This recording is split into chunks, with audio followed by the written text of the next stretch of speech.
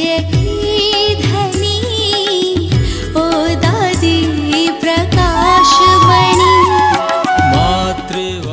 ओम शांति।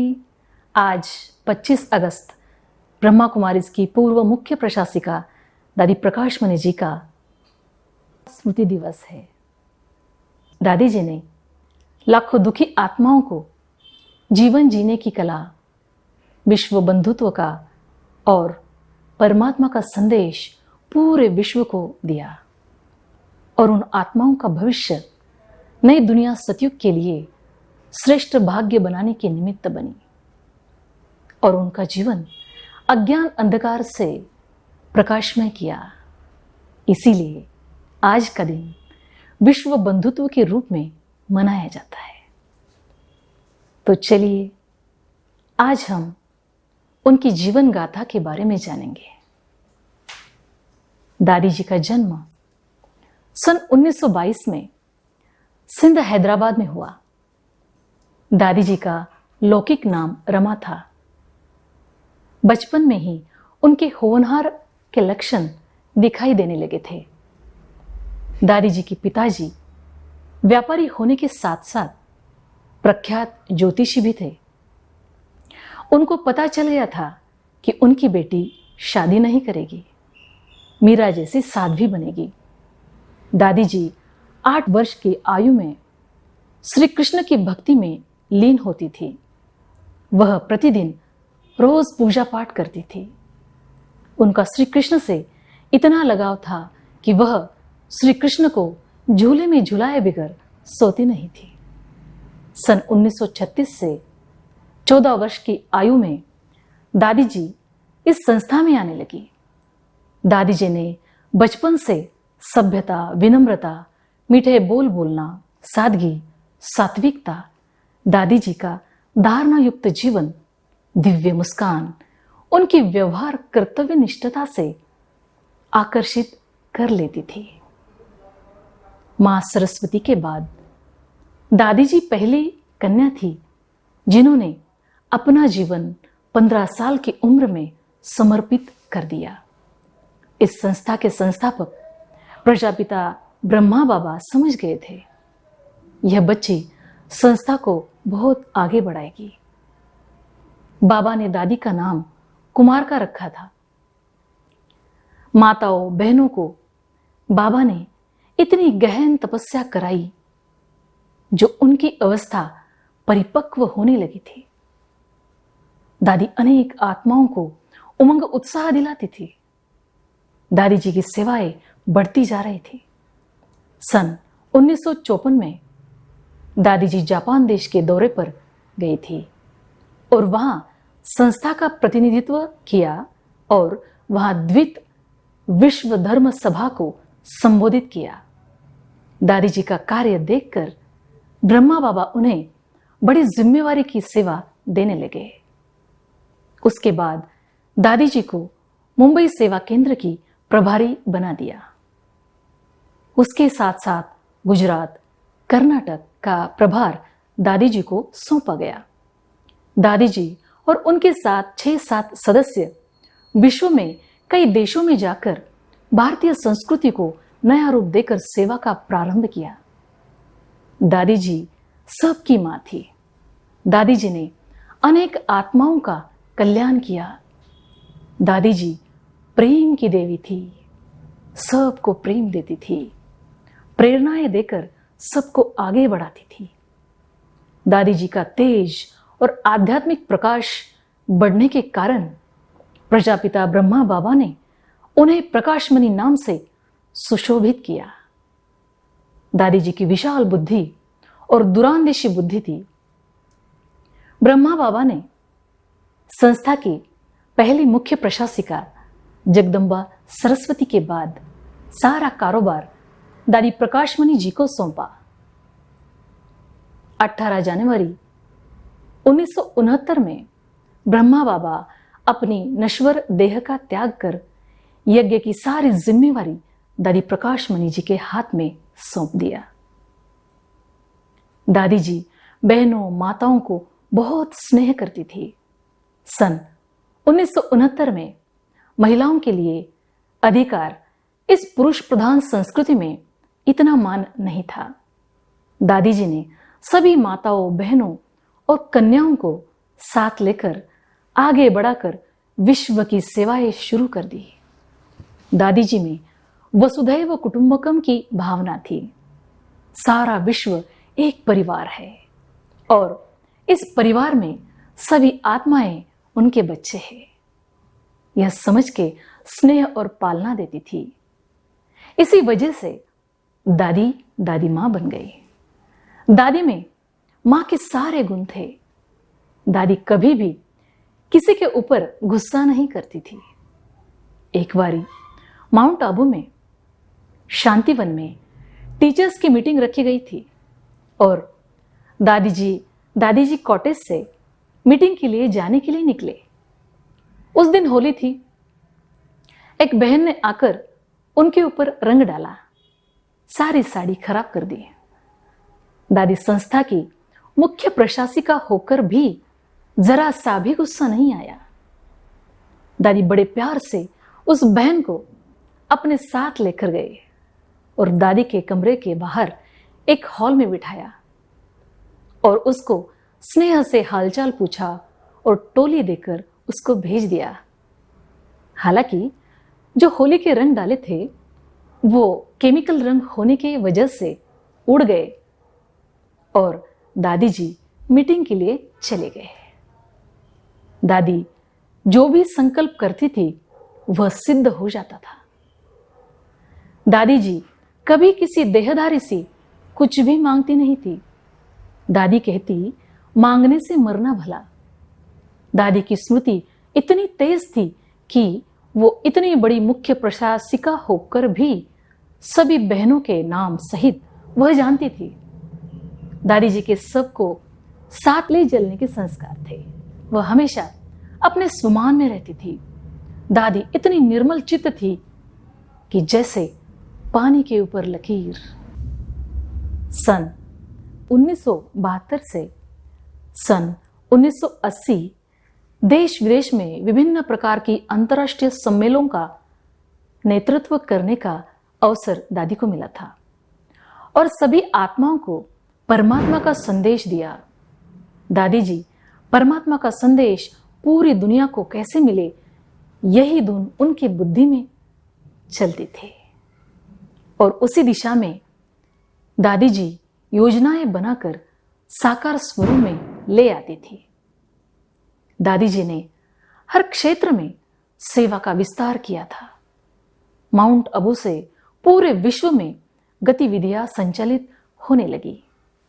दादी जी के नेतृत्व में बेंगलुरु विधानसभा के बैंक्वेट हॉल में world conference on human survival का आयोजन किया गया। उनके नेतृत्व में देश विदेश में बड़ी संख्या में भाई बहन संस्था से जुड़कर अपना जीवन बेहतर करने में जुड़ने लगे। मानवता की बेहतरीन सेवाओं को देखते हुए इस संस्था को संयुक्त राष्ट्र संघ द्वारा परामर्शदाता स्मृति का सदस्य मनोनीत कर लिया। साथ ही विभिन्न वर्गों की सेवा के लिए विश्व में राजयोग की शिक्षा एवं शोध प्रतिष्ठान की स्थापना की गई। इस संस्था को सर्वोच्च ऊंचाई पर जाकर पहुंचाया। संस्था अब एक छोटे से पौधे से बड़े वटवृक्ष का रूप ले चुकी थी। चारित्रिक उत्थान की मशाल लेकर संस्था आगे बढ़ रही थी और विस्तार देने के लिए दादी जी के निर्देशन में 18 प्रभागों का निर्माण किया गया। सन 1983 में पहली यूनिवर्सल पीस कॉन्फ्रेंस का आयोजन माउंट आबू में किया गया। इसमें धर्मगुरु दलाई लामा समेत कई बुद्धिजीवियों ने भाग लिया था। इसके साथ सन 1984 में अमेरिका, ब्रिटेन, यूरोप सहित 13 देश विदेशों में भ्रमण कर दादी ने मानवीय सेवा की।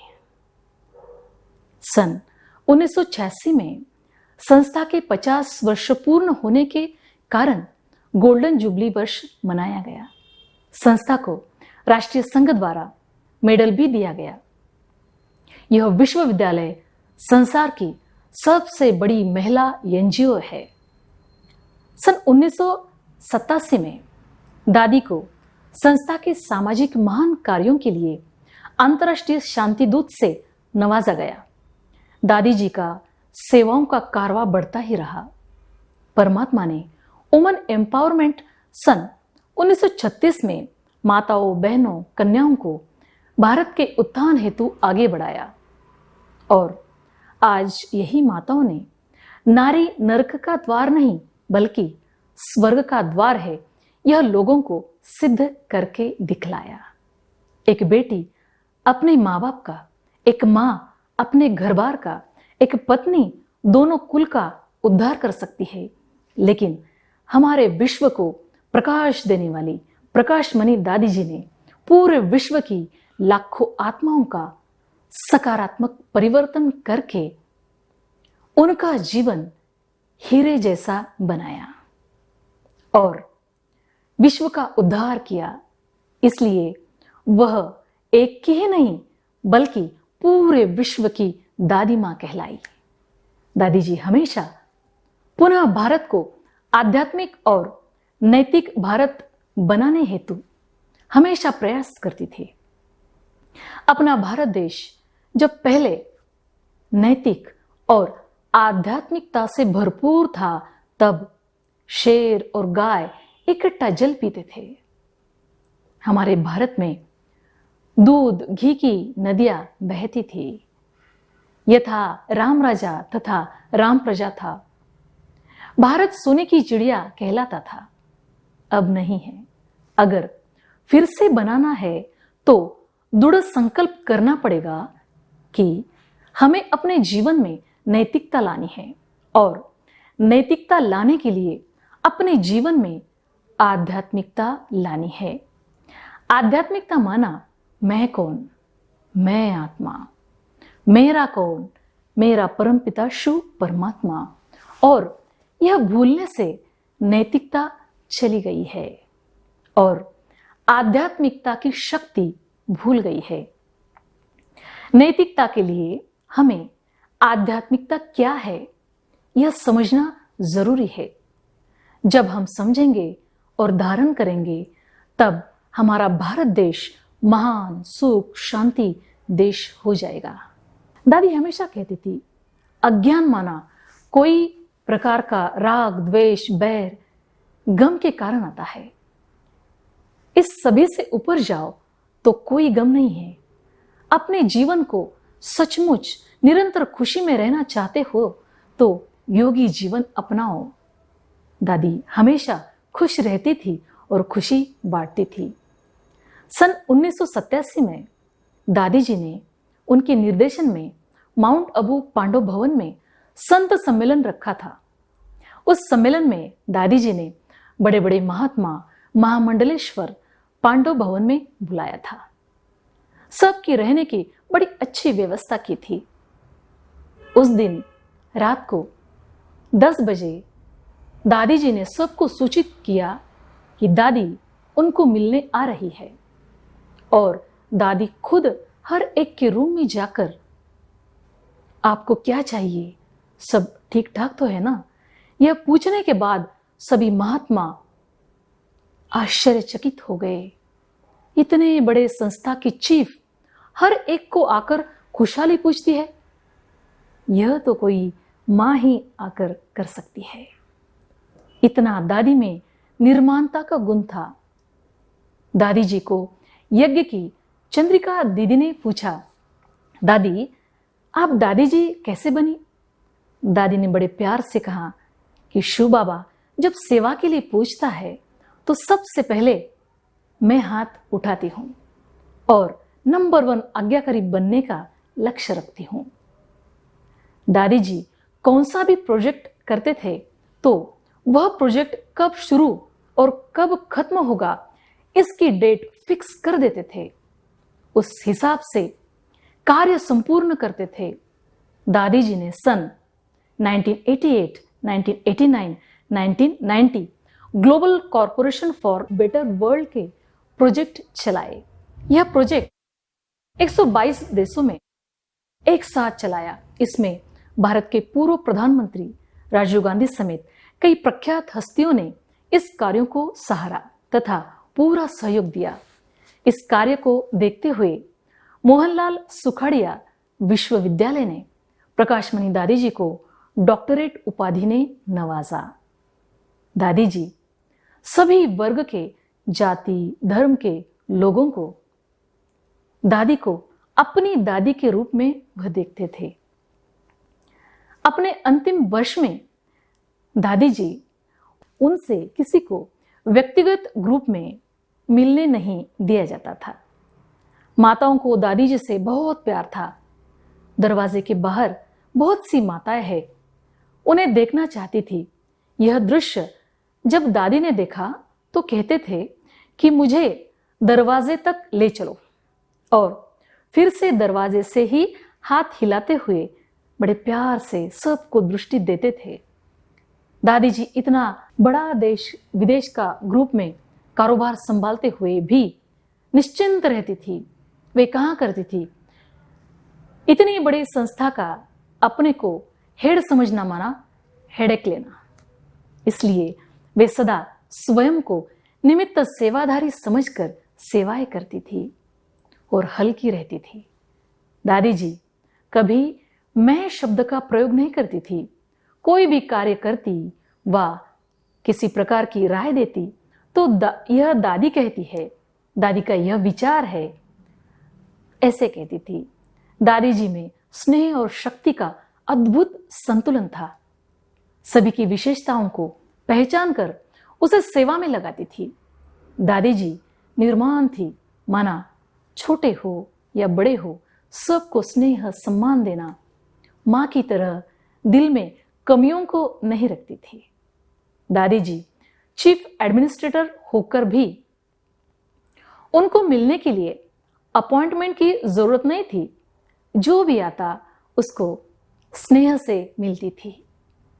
दादी जी उनको कोई भी मिलने के लिए आता तो उन आत्माओं को दादी से उनको मिलकर अपनेपन की फीलिंग आती थी। दादी जी जगत माता थी। दादी जी ने शांतिवन में राष्ट्रीय धर्म सम्मेलन रखा था। उसमें देश भर के महामंडलेश्वर, साधु, संत, महात्मा इसमें पधारे थे। अनेक धुरंधर संत महात्माओं को एक मंच पर एक साथ एक ही समय पर एकत्रित करके दादी जी ने नया इतिहास रच दिया था। दादी जी ने बड़ा मंच तैयार करके मुख्य को ही पंक्ति में बिठाकर सभी को सम्मान कर दिया था। उस वक्त कार्यक्रम का क्रम सुबह 10 बजे से प्रारंभ हुआ था। एक संत भाषण करते करते दोपहर के 2 बज गए। दादी जी सभा की अध्यक्षा थी।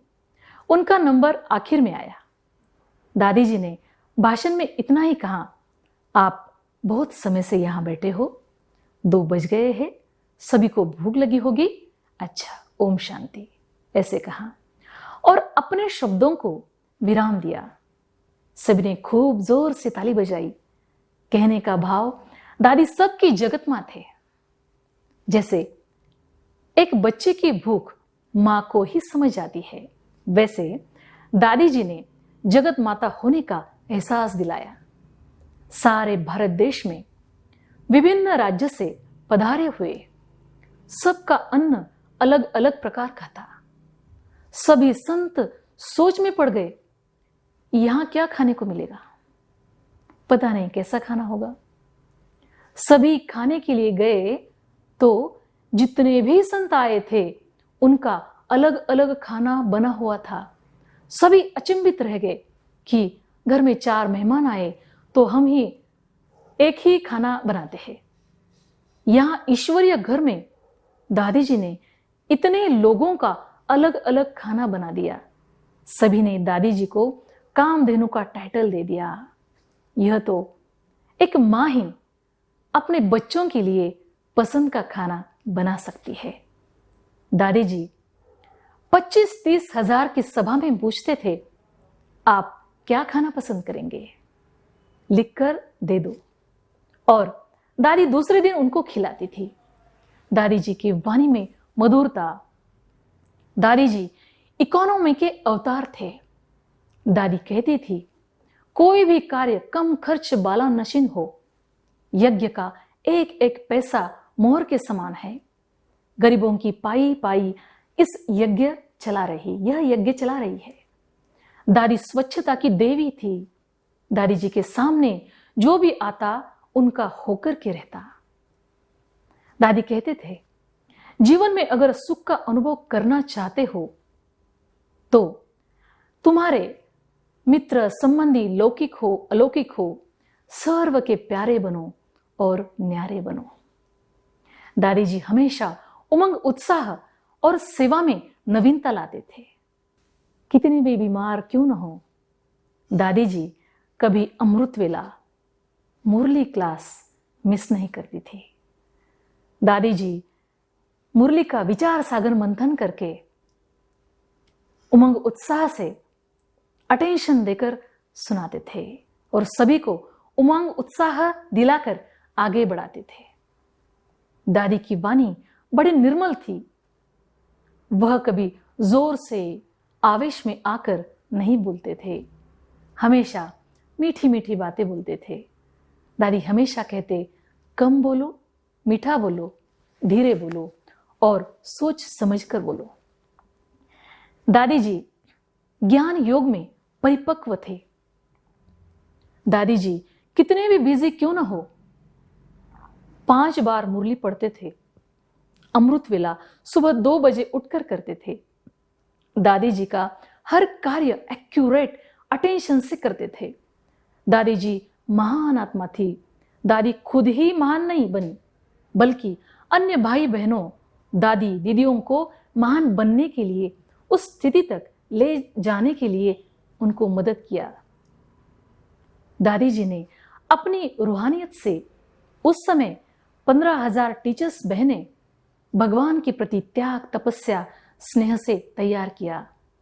उनकी लगन को, महानता को देखकर हजारों बहनों ने अपना जीवन इस यज्ञ में समर्पित कर दिया और आज देश विदेशों में ब्रह्मा कुमारी की सेवाएं दे रही है। सभी टीचर्स के साथ दादी जी सखी बनकर रहती थी। टीचर्स को कभी भी दादी जी चीफ है ऐसी भाषणा नहीं होती थी। दादी जी शांति से, प्रेम से उनको शिक्षा देते थे। दादी जी में मैनेजमेंट स्किल जबरदस्त थी। उनकी मैनेजमेंट स्किल देखने के लिए विदेश के कंपनी से कोई व्यक्ति माउंट आबू देखने के लिए आए और दादी जी का एडमिनिस्ट्रेशन देखा और उसे प्रभावित होकर उन विदेश के लोगों ने अपनी कंपनी में स्पिरिचुअल मैनुअल बना दिया। दादी जी खुद सभी भाई बहनों को पर्सनल ट्रेनिंग देती थी। उनको हर कार्य का अनुभव था, कुकिंग से लेकर एडमिनिस्ट्रेशन तक। दादी जी का एडमिनिस्ट्रेशन लॉफुल था, न कि लॉफुल। सबको बड़े प्यार से दादी जी चलाते थे। दादी बड़ों के साथ बड़ों की तरह और छोटों के साथ छोटे जैसा व्यवहार करते थे। दादी कभी क्रिकेट, बैडमिंटन खेलते थे। माताओं के साथ कभी गरबा खेलते थे। माताओं के साथ किचन में रोटी भी बेलते थे और सबका दिल दादी ने जीत लिया था। दादी जी कुमार कुमारियों प्रति उनका ज्यादा स्नेह था। उनको हर प्रकार की ट्रेनिंग देती थी और कोई समस्या हो तो उसे सेकंड में हल निकालती थी। दादी जी को कुमार कुमारी उनके ऊपर बहुत नाज था। उनको सब बातें दादी जी समझाते थे। जैसे माँ अपनी बेटी को ससुराल में कोई समस्या या प्रश्न आते हैं तो माँ उसे हल करती है और अपनी बेटी को प्यार से शिक्षा देती है, वैसे ही दादी जी सबको शिक्षा देते थे और बच्चों को समाधान स्वरूप करके हल्के होकर के भेजते थे। दादी जी के सानिध्य में संस्था ने 138 देशों में आध्यात्मिक ज्ञान के जरिए जाति, धर्म और सरहद की दीवारों को तोड़ा। इसी कारण कई प्रदेशों के मुख्यमंत्री, राज्यपालों ने दादी जी को राजकीय सम्मान भी दिया। दादी जी की त्याग, तपस्या, धारणा को देखकर हजारों बहनों ने अपना जीवन इस यज्ञ में सेवा के लिए समर्पित कर दिया। दादी जी ने कभी भी किसी की कमी कमजोरी नहीं देखा। दादी कहती थी, सब अच्छे हैं, सब मेरे हैं। ऐसी हमारी दादी दुनिया को प्रकाशमय करके दादी जी ने 25 अगस्त 2007 को संपूर्णता की अवस्था को प्राप्त करके फरिश्ता बनकर इस भौतिक देह का त्याग किया। तो चलिए आज के दिन हम दृढ़ प्रतिज्ञा करेंगे, दादी प्रकाशमणि जैसे कर्मातीत और संपूर्ण बनने का लक्ष्य रखेंगे और भारत को फिर से स्वर्ग बनाने में निमित्त बन करके सहयोग देंगे। अच्छा, ओम शांति। मातृवात्सल्य